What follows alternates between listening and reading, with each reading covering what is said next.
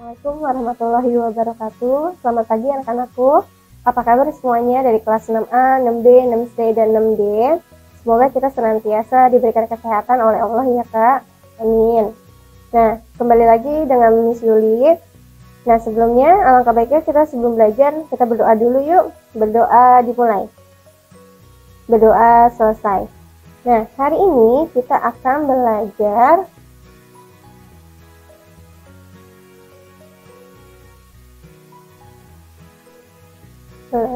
tema 3 ya, atau tema 6C tentang tokoh dan penemuan, tema 1 penemu yang mengubah dunia. Nah, kita buka dulu bukunya Kak, halaman 5 ya.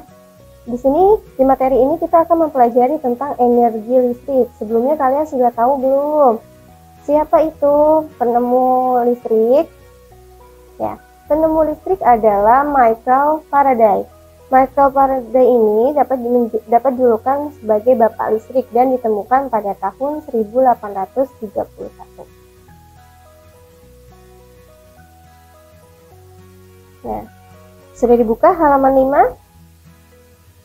Nah, kita akan belajar tentang arus listrik. Nah, kalian tahu nggak bagaimana energi listrik bisa sampai ke rumah?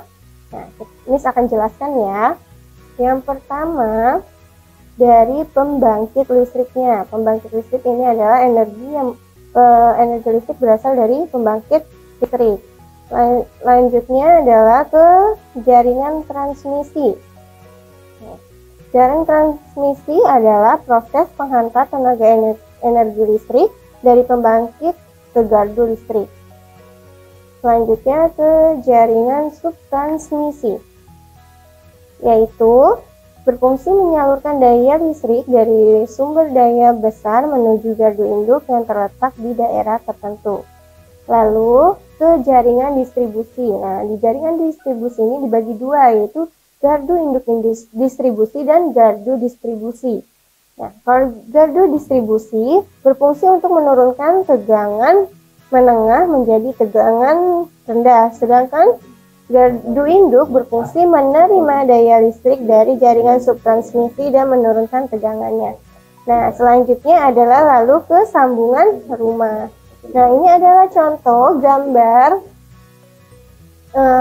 proses arus listrik untuk sampai di rumah ya Kak ya. Nah, selanjutnya dalam komponen listrik juga secara garis besar dibagi menjadi dua. Yang pertama, komponen penyuplai energi listrik. Yang kedua adalah komponen pengguna listrik. Komponen penyuplai energi listrik ini misalnya adalah baterai. Kalau komponen pengguna listrik ini misalnya adalah lampu. Nah, setelah komponennya ada jenis pembangkit listrik. Yang pertama yaitu PLTU. PLTU adalah pembangkit listrik tenaga uap. Yang kedua adalah PLTG, pembangkit listrik tenaga gas. Yang ketiga adalah PLTD, pembangkit listrik tenaga diesel. Yang keempat adalah PLTN, pembangkit listrik tenaga nuklir. Dan yang kelima adalah PLTA, pembangkit listrik tenaga air. Nah, di sini adalah jenis-jenis pembangkit listrik. Nah, selanjutnya kita buka bukunya halaman 9. Kita akan belajar tentang teks eksplanasi ya. Sebelumnya di kelas 5 kita sudah mempelajari ya teks eksplanasi. Masih ingat gak teks eksplanasi itu apa? Nah, teks eksplanasi adalah teks yang menjelaskan tentang proses terjadinya atau terbentuknya suatu fenomenal alam atau sosial yang ada. Ya, di dalam teks eksplanasi juga terstruktur ya kayak ada struktur teks eksplanasinya. Yang pertama yaitu pernyataan umum ya. Pernyataan umum itu berisi satu pernyataan umum tentang suatu topik yang akan dijelaskan proses keberadaannya, proses terjadinya, proses terbentuknya, dan sebagainya. Yang kedua harus bersifat ringkas, menarik, dan jelas yang mampu membangkitkan minat pembaca untuk membaca secara lebih rinci. Nah, selanjutnya adalah deret penjelas. Di dalam deret penjelas berisikan tentang rincian penjelasan proses keberadaan, proses terjadinya sesuatu. Yang kedua, dapat menjawab pertanyaan bagaimana yang jawabannya berupa pernyataan. Yang ketiga, dimungkinkan karena ada proses yang perlu dijelaskan secara bertahap, misalnya pertama, kedua, dan ketiga. Selanjutnya adalah penutup atau interpretasi, ya. Berisikan kesimpulan atau pernyataan tentang topik atau proses yang dijelaskan. Adapun ciri-ciri bahasa pada teks eksplanasi adalah sebagai berikut.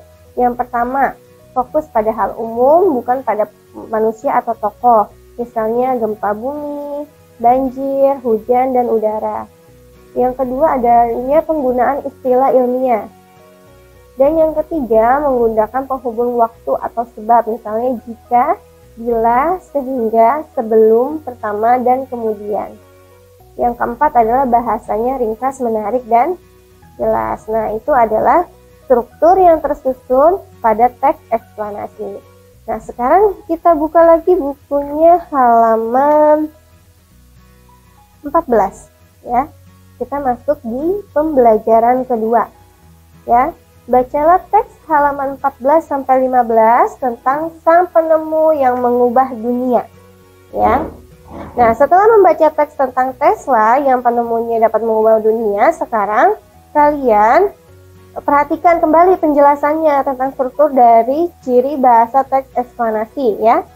Apakah menurut kalian teks Tesla ini atau sang penemu yang mengubah dunia ini termasuk ciri-ciri dalam teks eksplanasi? Ya Kak, kita lihat nih, ciri bahasa teks eksplanasi. Yang pertama, fokus pada hal umum atau generik, bukan pada manusia atau tokoh, ya. Nah, dilihat di teksnya itu terpenuhi atau tidak, ya. Yang kedua, menggunakan istilah ilmiah, dilihat menggunakan istilah ilmiah apa tidak, ya Kak ya. Yang ketiga adalah menggunakan penghubung waktu atau persyaratan. Tadi ya, penghubung waktu ada sebab akibat, ada jika, ya. Dan yang keempat, bahasanya ringkas, menarik, dan jelas. Nah, dilihat teksnya itu ringkas, menarik, dan jelas atau tidak. Kalau terpenuhi, ditulis terpenuhi. Kalau tidak, ya tulis tidak terpenuhi. Nah, setelah kita mempelajari tentang teks eksplanasi, kita akan belajar tentang hak-hak anak. Konvensi Hak Anak PBB tahun 1989. Ya, ada 10 hak, Kak. Nah, Miss mau tanya dulu nih, hak itu apa? Ada yang tahu nggak? Ya, hak adalah segala sesuatu yang harus didapatkan oleh setiap orang. Nah, kita di sini akan membahas tentang Konvensi Hak Anak PBB tahun 1989. Yang pertama adalah hak untuk bermain dan gembira. Jadi setiap anak mempunyai hak untuk bermain dan gembira. Yang kedua adalah untuk mendapatkan pendidikan. Yang ketiga, untuk mendapatkan perlindungan. Dan yang keempat adalah hak untuk mendapatkan nama atau identitas. Dan yang kelima, hak untuk mendapatkan status kebangsaan. Nah, selanjutnya adalah yang keenam. Yang keenam itu untuk mendapatkan makanan. Yang ketujuh, hak untuk mendapatkan akses kesehatan. Yang kedelapan, hak untuk mendapatkan rekreasi. Dan yang kesembilan, hak untuk mendapatkan kesamaan. Dan yang ke-10 adalah hak untuk memiliki peran dalam pembangunan. Nah, itu adalah 10 hak konvensi yang ada di PBB pada tahun 1989. Nah, sekarang selanjutnya kita belajar tentang interval nada. Ya Kak, coba dibuka lagi bukunya. Halaman 18 ya. Nih, kita akan belajar tentang interval nada. Yo, siapa yang tahu apa itu interval nada? Interval nada adalah jarak antar satu nada dengan nada yang lain. Interval juga bisa disebut dengan selang nada, ya Kak? Interval nada ada yang bernilai 1 dan ada pula yang bernilai setengah. Nah, ini adalah interval nada. Interval nada bisa ditulis dalam bentuk angka, dalam bentuk huruf atau nama, dan dalam bentuk balok.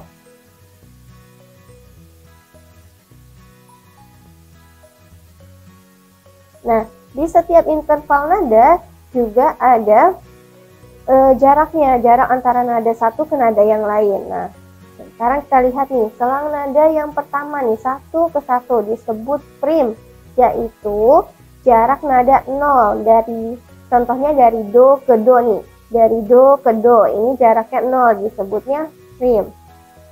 Nah, sedangkan selang nada yang ke 1 sampai ke 2 disebut second, yaitu jarak nadanya 1, contoh dari do ke re, nih, do ke re, jaraknya adalah 1. Nah, yang selang nada yang 1 sampai 3 disebut third, yaitu jarak nada 2, contoh dari do ke mi, do, re, mi, ada 2 nada, itu disebutnya third.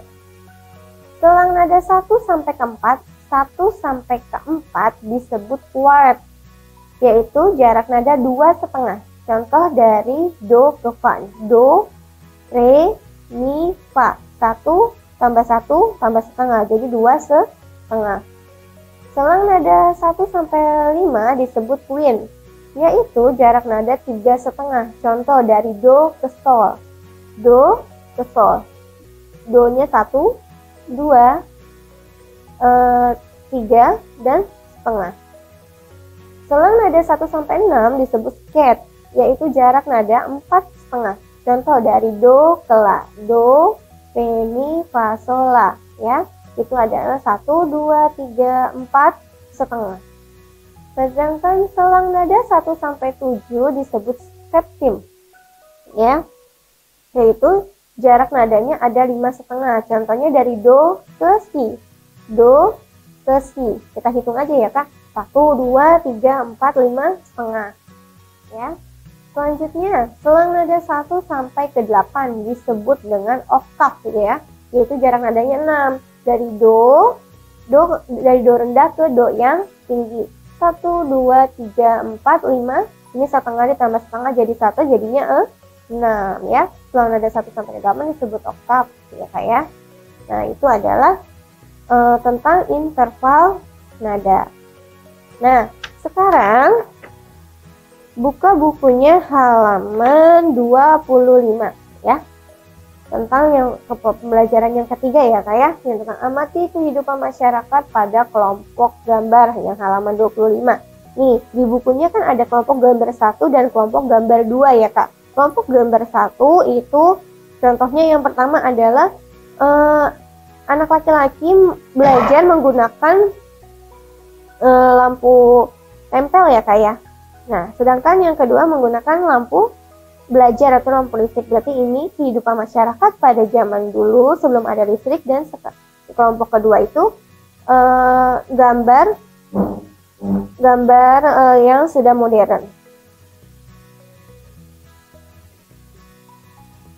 Sekarang kita akan belajar tentang rangkaian listrik sederhana. Selanjutnya ya kak, halaman 27 kita buka. Rangkaian listrik sederhana ini adalah contoh gambarnya. Coba, rangkaian listrik adalah, tahu nggak apa itu?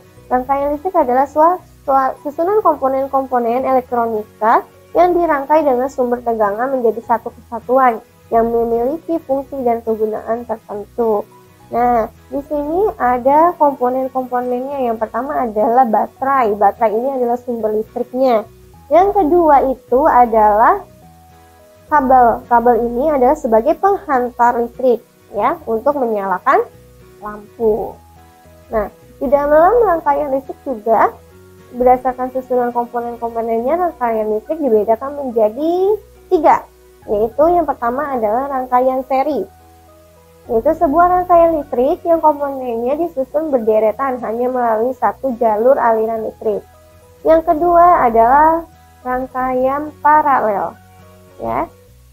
Dan yang ketiga, rangkaian paralel adalah komponen-komponen listrik dihubungkan pada dua titik yang sama dalam rangkaian listrik. Sedangkan rangkaian ketiga yaitu rangkaian campuran dari kombinasi dari rangkaian seri dan rangkaian paralel. Nah, ini adalah tugasnya ya kak ya. Yang pertama, kerjakan halaman 7 tentang listrik yang mengalir. Yang kedua, kerjakan halaman 17 tentang hak yang diperoleh. Yang ketiga, kerjakan halaman 26, dan yang keempat, kerjakan halaman 29 tentang rangkaian sederhana yang mampu mengubah dunia. Cukup sekian pembelajaran dari Miss, kurang lebihnya mohon maaf. Jika ada yang masih belum paham bisa ditanyakan sama Miss wali kelasnya masing-masing. Tetap jaga kesehatan, tetap semangat meskipun belajar di rumah. Assalamualaikum warahmatullahi wabarakatuh.